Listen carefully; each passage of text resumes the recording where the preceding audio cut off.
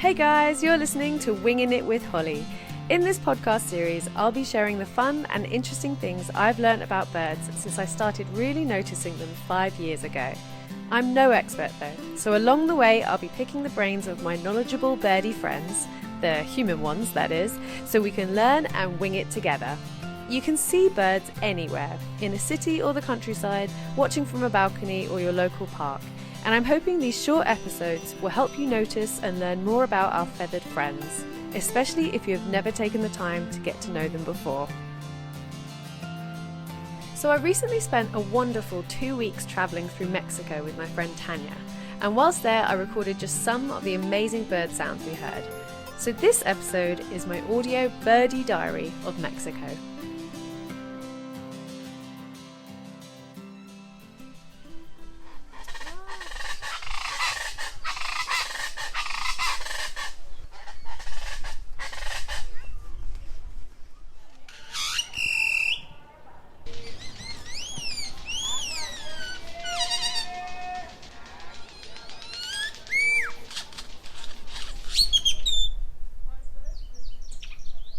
So I am very fortunate to have spent 2 weeks in Mexico. The last 2 weeks of March. I've never been to Mexico before, so it was really exciting, especially so anytime I travel anywhere, I take a pamphlet with me with all different kinds of birds that I could see in the country, and I guess it is like a checklist. I do like to sort of check them off as I go, and I basically just like being able to refer to something where I can identify what I'm hearing or seeing. The hearing bit is really hard when obviously I'm not familiar with these birds. So a lot of the sounds that I've captured on this holiday, I have no idea what they've come from, but they're just really interesting because they're sounds that we don't hear in the UK, and they're sounds from birds that are in a warm city and up in the mountains, and also birds that we hear by the beach and by the coast. So I decided to capture the sounds that I was hearing, and if I can identify them, then great, but a lot of them don't come with an ID, and I hope you just enjoy hearing something a little bit different. Perhaps it might just give you a flavour of the sounds of Mexico. And I guess it's kind of been a bit like a diary, an audio birdie diary for me. So yeah, I hope you enjoy. And the 3 places that I went to are Mexico City, San Jose del Pacifico, which is in the mountains, and in Puerto Escondido. Yeah. So the following recordings were taken in Mexico City. So where are we, Holly? According to this, we're in Chapel.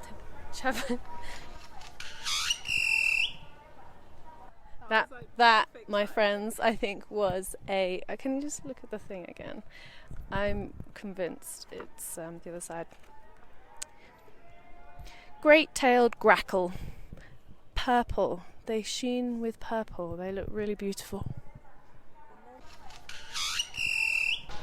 Got it. We found you.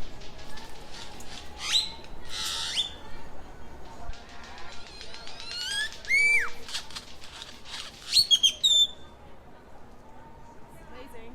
Keep going.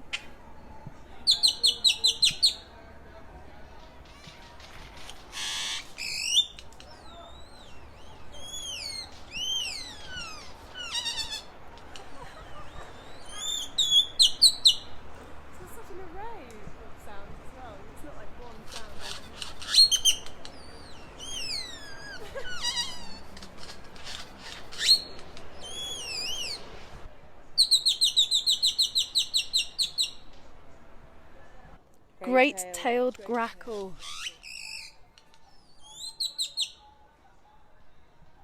Wow, they look kind of like... Maybe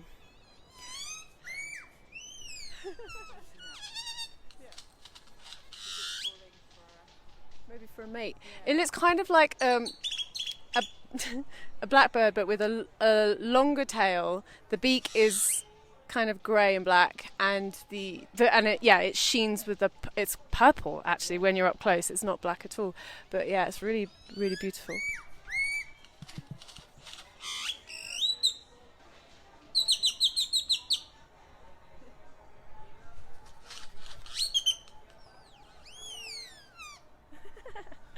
Amazing. Next we went to the mountains, San Jose del Pacifico, which is south of Oaxaca City, up high in the mountains.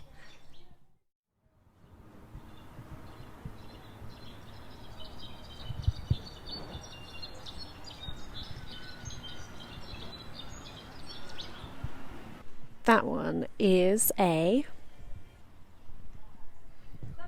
not sure what that one is, but it sounds so pretty, echoing across the mountains and the fog.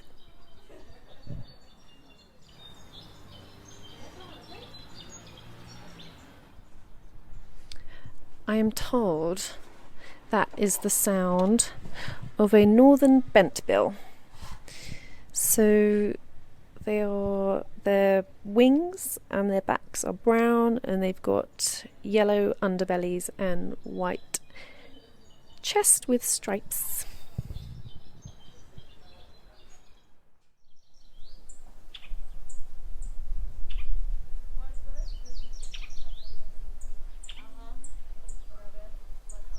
Where's it gone?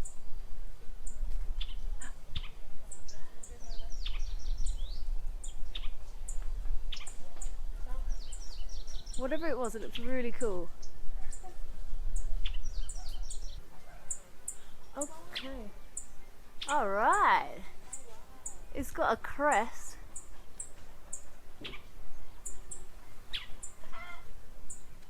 Okay. Let me just quickly consult my pamphlet. What's the jizz on that, Holly? That's a very good question, Tanya. The jizz on that bird is it had a crest like this, and a long tail, but it had slightly different colours. So it could be the how do you say that? Phainopepla,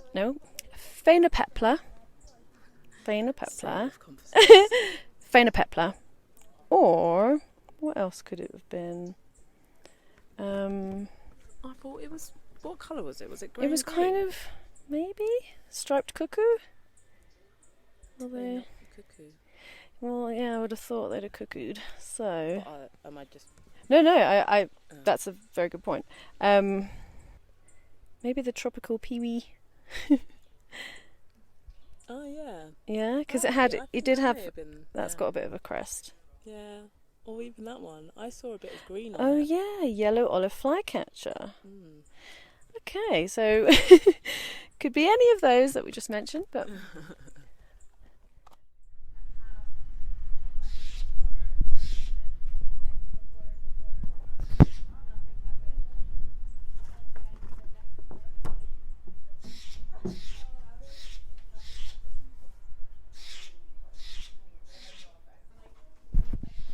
I'm convinced that is a phainopepla.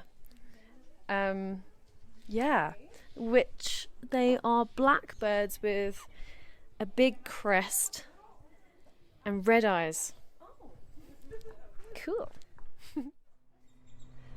And our final stop on this trip was Puerto Escondido on the beach.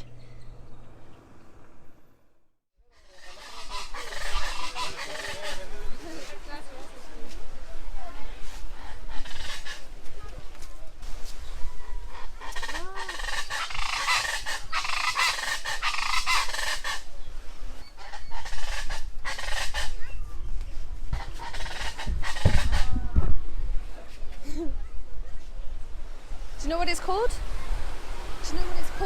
A puchaca? What is it? Burraca. Is that bird? Burraca. Gracias. Okay, well apparently that's a burraca.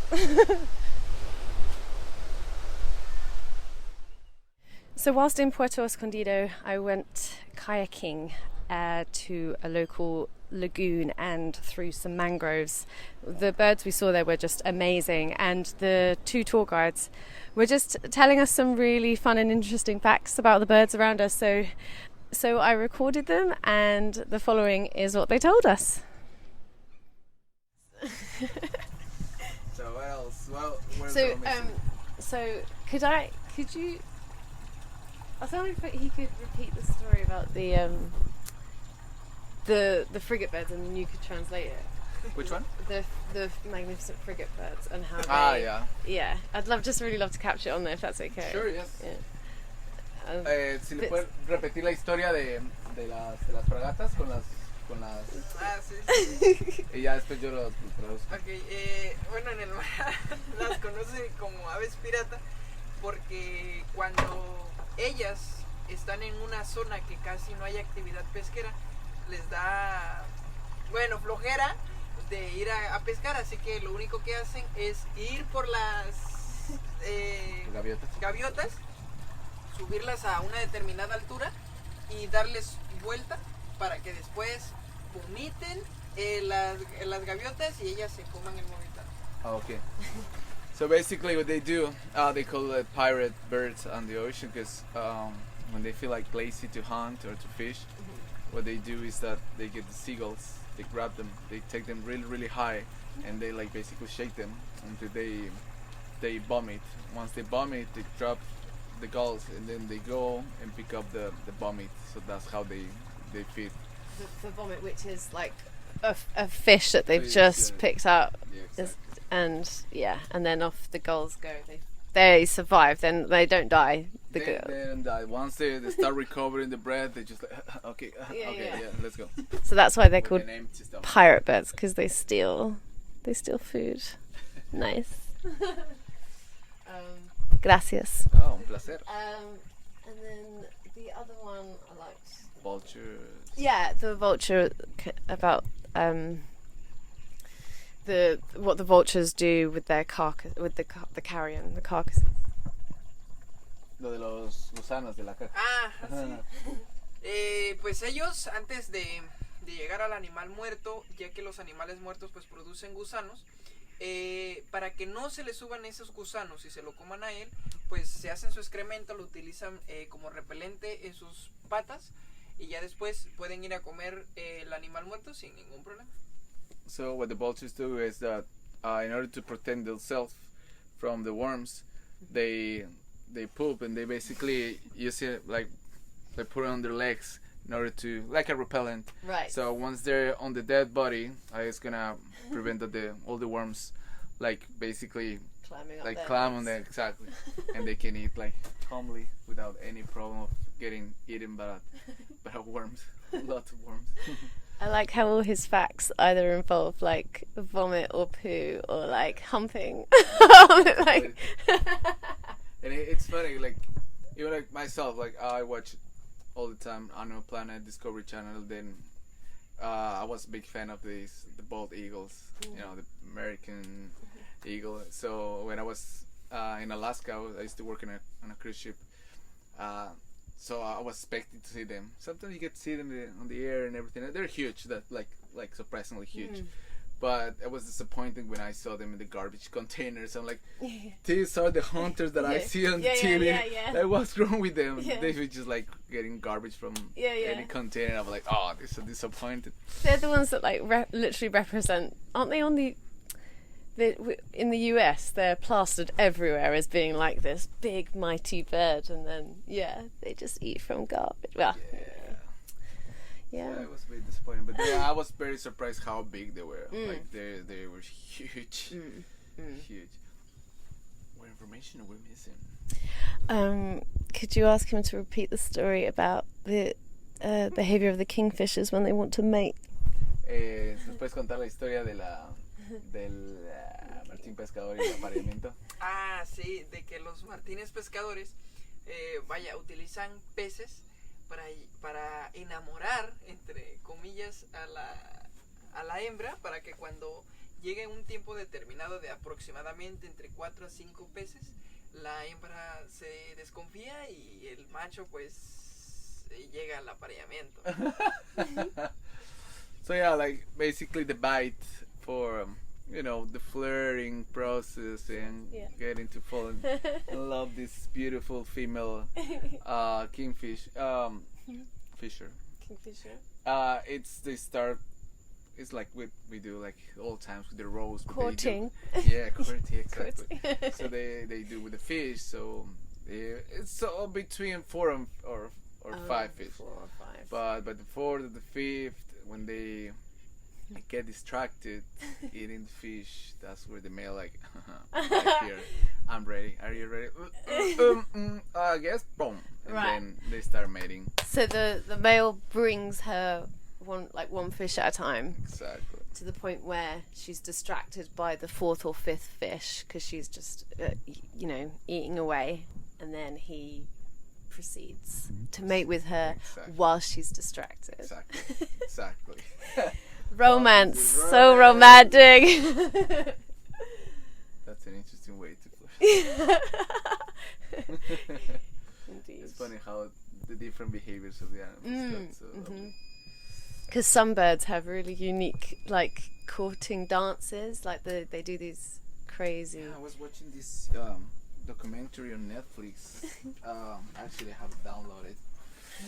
And is this green bird with the tail is like two I forgot the word. Antennas. Oh, Did you just say antennas? yeah. As in, like... Yeah, but in the tail, as a tail. Yes. So what he does is like clears up the area, the Yes. floor. You know which one I'm I think talking? so. Is this from Planet Earth? Yeah, Planet Earth 2. exactly. He It clears... is- He makes a clearing, Exactly. and then he flashes his the green. Is it the It's this one. yeah You know, yeah and it's funny because it has the students yeah like learning how to Yeah. flirt. That's unbelievable. It's gonna be crazy. That's much better than the kingfishers behavior, like humping her from behind. Mira. A dejarle los huevos a cada macho. ¿Y cómo se llama? Jacana. Hakana. Hakana is the name of this bird. Basically, that's matriarchy. Is that how you say it? Matriarchy? Matriarchy, but like, like. Do you mean like the matriarch? Yeah. Matriarch, as in like Yeah. the female. The female, like the mother sort of. Yeah, the figure. female is in charge. Basically, Yes. the bossy one. Yeah, like- So matriarch. he The said, matriarch. like- Yeah. So basically, she mates with 4 males, but every male has to make its own nest.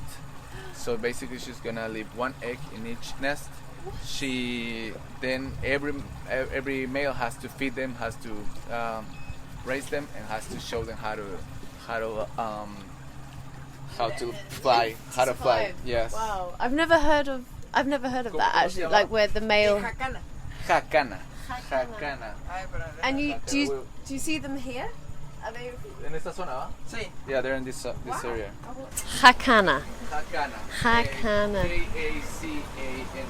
Jacana. Gracias.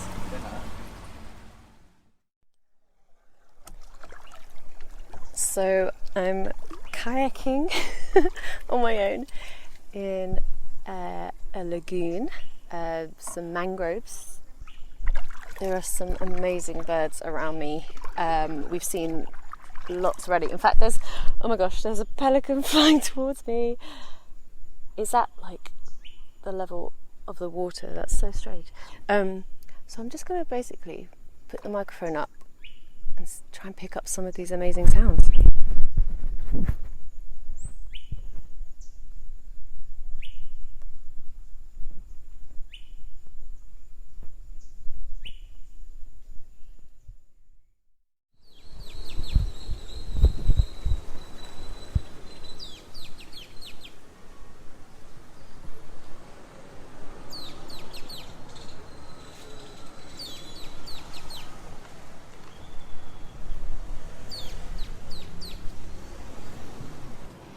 Okay, that could either be a social flycatcher or... Yeah, I think it's a social flycatcher. Go over there, there's loads in that tree. Two fighting grackles. That's also a grackle.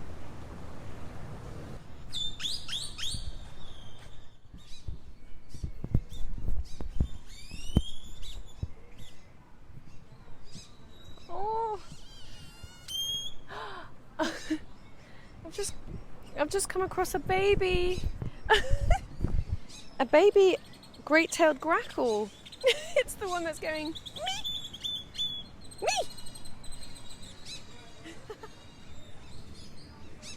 Oh. So I think on reflection, when I think about the sounds of Mexico, I think I'm always going to think of the great-tailed grackle. Without a doubt, it's been the star of the show, because no matter where I've been, in the city, in the mountains, or on the beach, they're abundant. They're just everywhere, and they're very vocal. They're loud, and they have a really varied range of sounds. So they don't. Every time I hear one, I'm like, oh, is that a new bird? Or it's actually just it's another grackle. They kind of remind me of... They have a similar size and shape to a magpie, but they appear black, but up close they have a purple sheen. They have like bright yellow eyes and a black beak. I guess they also remind me of... They kind of have a little bit of a blackbird look about them as well. But sound-wise, they remind me of starlings, because starlings also just have such a varied range of noises, and they imitate sounds as well. So literally everything that I can hear around me right now is a great-tailed grackle. So, and then there's this little baby.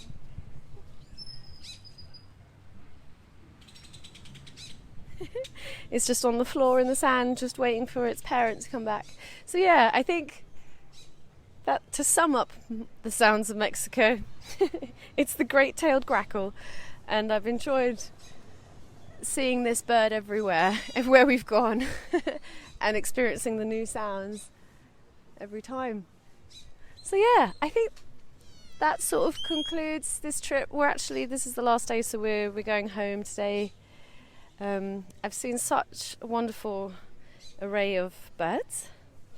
I will name them, but I guess if you don't have a picture to refer to, it might not be quite as exciting. But I've got my pamphlet here with my sort of checklist, if you like. So we've seen black vulture, turkey vulture, common black hawk, osprey, sharp-shinned hawk, northern bentbill, tropical pewee, northern rough-winged swallow, American robin, Altamira oriole, the great-tailed grackle, of course, phainopepla, curve-billed thrasher, house finch, brown pelican, snowy egret, great blue heron, green heron, tricoloured heron, neotropic cormorant, aninga, magnificent frigate bird, the burraca, or actually I was told recently it's actually huraca, the golden-cheeked woodpecker, a type of kingfisher, which I wasn't sure which one, Inca dove, and finally the blue-crowned motmot. So yeah, it's been a great birding trip. Had some wonderful wildlife experiences, so I hope you've enjoyed listening to the sounds I've captured. And until next time, see ya! Thank you for listening to this episode. Don't forget to subscribe if you haven't already, and if you have any birdie questions you'd like me to explore in this podcast, you can get in touch via my Instagram @WingingItWithHolly.